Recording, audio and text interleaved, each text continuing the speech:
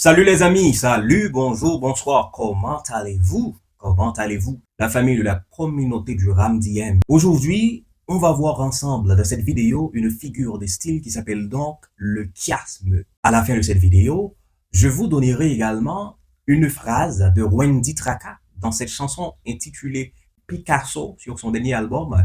Wendy a utilisé une phrase qui est donc cette figure de style, chiasme, comme je viens de le dire. Mais voyons justement l'étymologie de ce mot.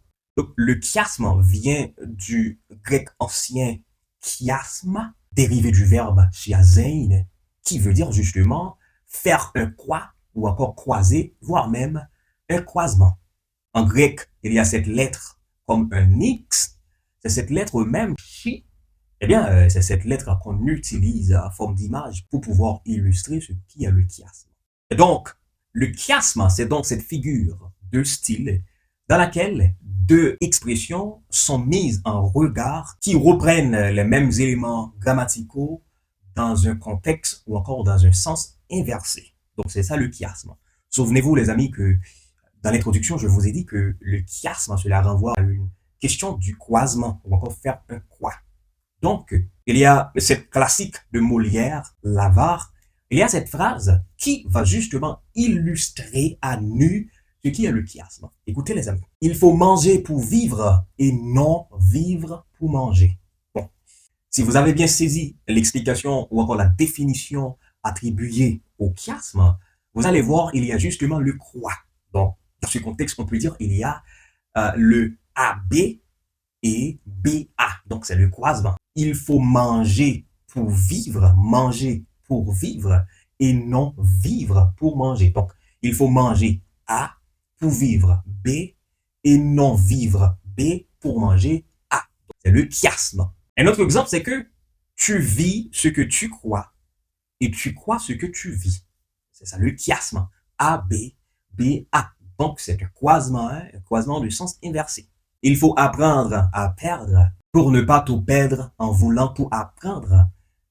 Mais quelle classe poétique, les amis, quelle classe poétique ici. Donc, c'est ce qu'on appelle le chiasme. Ici, il y a un croisement. Il y a ce qu'on appelle le croisement AB et BA. Donc, c'est le chiasme. En anglais, on peut dire You don't live to learn. Learn to live. That's what we call le chiasme. Vous voyez, les amis? It's good to be smart, not too smart to be good.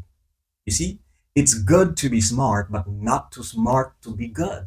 Change the way you think, and the way you think will change you, alright? Et si tu as demandé pour m'baou, il y a un exemple, ou bien deux, trois exemples en créole, m'a dit, c'est pas nous qui contrôlons le temps, c'est temps qui contrôle nous.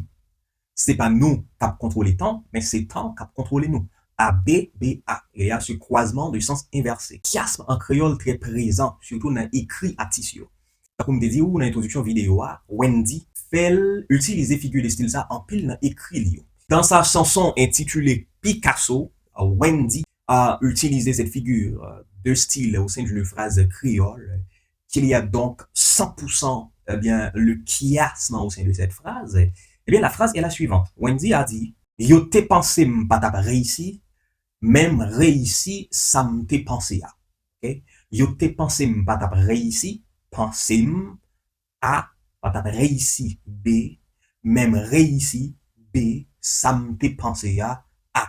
Donc, c'est cette figure de style que Wendy Traka a utilisée. Donc, cette figure de style s'appelle donc le chiasme. C'est cette figure de style qu'il a évidemment utilisée au sein de son écrit.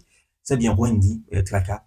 Je pense que on a besoin de ce genre de vidéos. Ce genre de vidéos, on en a tant besoin parce que nous gagnons tout un paquet d'artistes qui écrit, qui produit des textes, qui produit des valeurs poétiques, des textes comme ça. Mais nous, pas doué inscrit nous dans cette dynamique.